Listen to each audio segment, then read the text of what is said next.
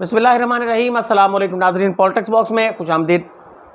اگر آپ نے ابھی تک پالیٹکس باکس کو سبسکرائب نہیں کیا تو پالیٹکس باکس کو سبسکرائب کر لیں، بیل آئیکن کو بھی پریس کر لیں تاکہ تمام اپڈیٹس بر وقت آپ تک پہنچ سکیں۔ قومی اسمبلی کا حلقہ ہے NA 157۔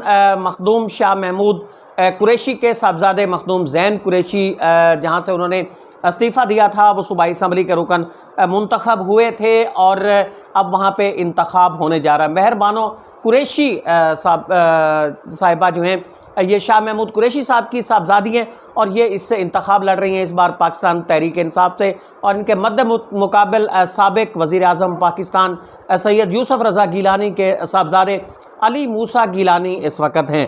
پاکستان تحریک انصاف کے چند کارکن ایسے تھے کہ جو الیکشن کمیشن اب پاکستان کے سامنے نکلے، جب وہ کاغذات نامزدگی پاکستان تحریک انصاف کے کارکن کے لے کے آئے تھے اور وہاں انہوں نے نعرے بازی بھی کی۔ ان کا یہ بھی کہنا تھا کہ موروثی سیاست جو ہے وہ نامنظور ہے۔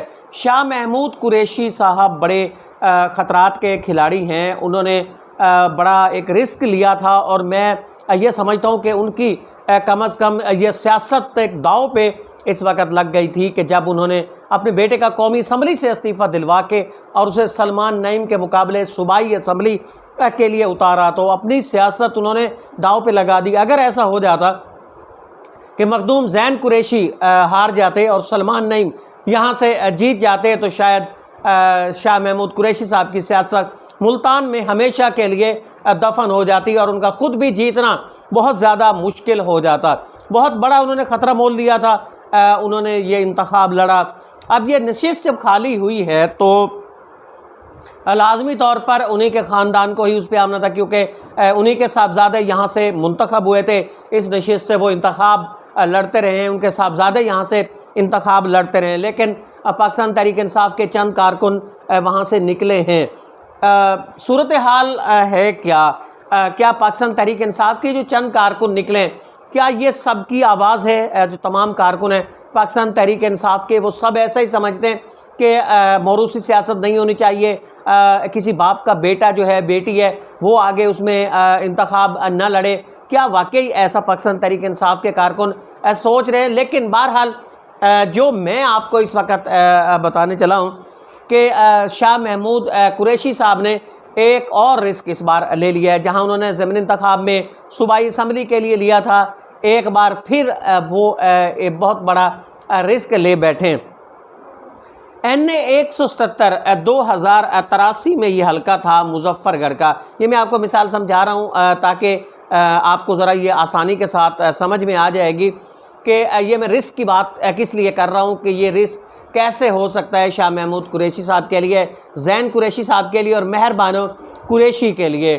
NA 177 یہ مظفر گڑھ کا حلقہ ہے، یہاں سے بڑی مشہور شخصیات منتخب ہوتی رہی ہیں۔ غلام محمد نور ربانی کھر یہ یہاں سے منتخب ہوتے رہے۔ یہ سابق جو موجودہ وزیر خارجہ ہیں ہنا ربانی کھر صاحبہ، ان کے بھی والد ہیں، اور موجودہ رکن قومی اسمبلی رضا ربانی کھر ان کے بھی جو ہے یہ والد ہیں۔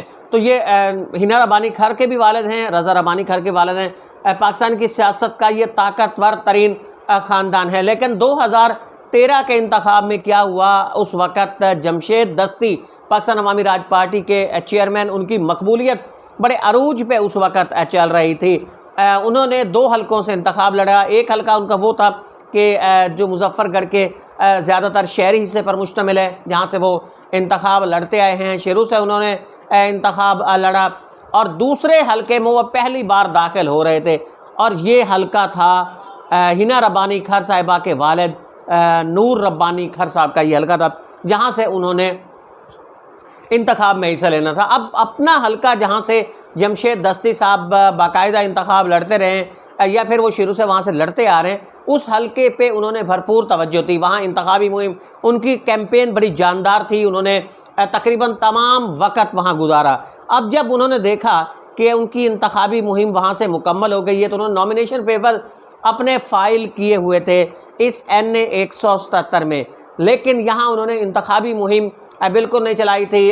لوگ یہ توقع کر رہے تھے کہ جمشید دستی صاحب نے بس اس حلقے کو ایسے لائٹ سا لیا ہے، اس حلقے پر ان کی کوئی خاص توجہ نہیں ہے۔ تو یہ اس حلقے سے وہ کیا نتیجہ اخذ کریں گے؟ جمشید دستی صاحب انتخابی مہم سے کچھ 36 گھنٹے پہلے یہ اس NA 177 کے لیے نکلے، یہ مختلف شاہراہوں پہ سفر کر رہے تھے، جگہ جگہ جہاں انہیں ٹائم ملتا یہ وہاں اپنا مدعا بیان کرتے، اپنی جو انتخابی مہم ہے اس کے حوالے سے یہاں خطاب کرتے۔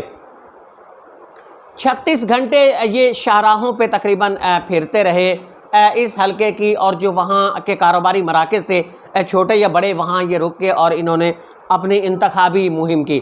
اب جب نتیجہ آیا تو کسی کو بھی توقع نہیں تھی کہ ایسا بھی ہو سکتا ہے، اور صورتحال ایسی ہو سکتی ہے، ایسا اپسیٹ بھی ہو سکتا ہے۔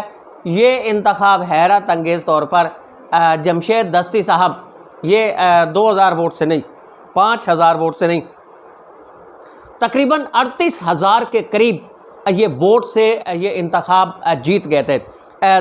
2013 میں NA 177 مظفر گڑھ کا یہ حلقہ، اس کا جو موجودہ نمبر جو رہی ہے، موجودہ نہیں بلکہ اب جو حلقہ بندی جس پر 2018 کے انتخابات ہوئے تھے اس میں اس کا نمبر 183 تھا، اور یہاں سے رضا ربانی کھر، ہینا ربانی کھر کے جو والد ہیں وہ بھائی ہیں رضا ربانی کھر، وہ یہاں سے منتخب ہوئے ہیں، اب بھی وہ پاکستان پیپلز پارٹی کے رکن قومی اسمبلی ہیں۔ یہ بہت بڑا اپسیٹ تھا، اس نے مظفر گڑھ کے تمام سیاستدانوں کی جڑیں ہلا کے رکھ دیں، اور انہیں لگا کہ بس ان کی سیاست اب بالکل تباہ ہونے کو ہے۔ اب جمشید دستی جہاں انٹر ہو جائیں گے، جہاں داخل ہو جائیں گے، وہیں سے ان کی سیاست بالکل تباہ ہو جائے گی۔ یہ ایسا پریشان کن لمحہ تھا مظفر گڑھ کے سیاستدانوں کے لیے کہ ان کے رات کی جو نیند ہے اور دن کا ان کا چین وہ بالکل برباد ہو گیا۔ اب ضمن انتخاب کیا رہی، جہاں میں صورتحال اب پھر اسی طرف لے کے آ رہا ہوں میں۔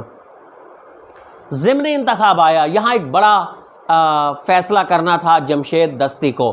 جمشید دستی بہت سارے ان کے ایسے وفادار تھے، عامر کرامت صاحب تھے، اس کے علاوہ اور کئی ایسے ان کے وفادار ساتھی تھے کہ جنہوں نے ان کے انتخابی مہم میں بے دریغ پیسہ بھی خرچ کیا، اور اس کے ساتھ انہوں نے بڑی محنت بھی کی۔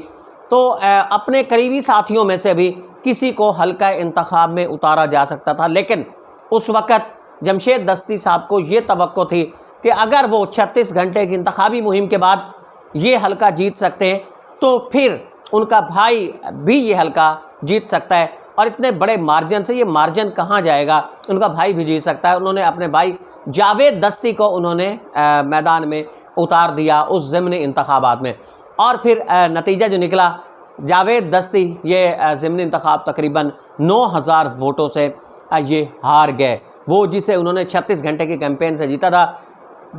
ضمن انتخابات میں جب بھرپور انتخابی مہم بھی ہوئی جاوید دستی کی، تو جاوید دستی یہ انتخاب ہار گئے۔ تو کبھی کبھی ایسا بھی ہوتا ہے کہ جب موروثی سیاست کے خلاف لوگ سمجھتے ہیں کہ آپ موروثی سیاست کے قائل ہوتے جا رہے ہیں، تو نتیجہ آپ کے لیے کچھ بھی ہو سکتا ہے۔ شاہ محمود قریشی صاحب نے اپنی صاحبزادی کو اتارا ہے، ان کا یہ بہت بڑا، میں تو کم از کم سمجھ رہا ہوں کہ بہت بڑا انہوں نے رسک لیا ہے۔ ان چند کارکنان کو نہیں دیکھ رہا، پاکستان تحریک انصاف کو ہو سکتا ہے کہ یہ چند ہی کارکن تک محدود ہوں، لیکن بہرحال موروثی سیاست کے حوالے سے اگر لوگوں کا ذہن بدل گیا، اگر لوگوں کی جو کیفیت ہے وہ بدل گئی، ان کی چوائس بدل گئی، اور انہوں نے بھی یہی سوچا کہ شاہ محمود قریشی صاحب بھی اس وقت اسی موروثی سیاست کی طرف جا رہے ہیں کہ عمران خان صاحب جس سیاست کے خلاف ہیں، اگر ایسا ہو گیا، لوگوں کے ذہن میں پڑ گیا، تو شاہ محمود قریشی صاحب جو ایک بڑی فتح لے کے آئے ہیں سلمان نعیم صاحب کے مقابلے میں، اور انہوں نے اپنے بیٹے کو کامیابی وہاں سے دلوائی ہے۔ شاہ محمود اس وقت ملتان کی سیاست کے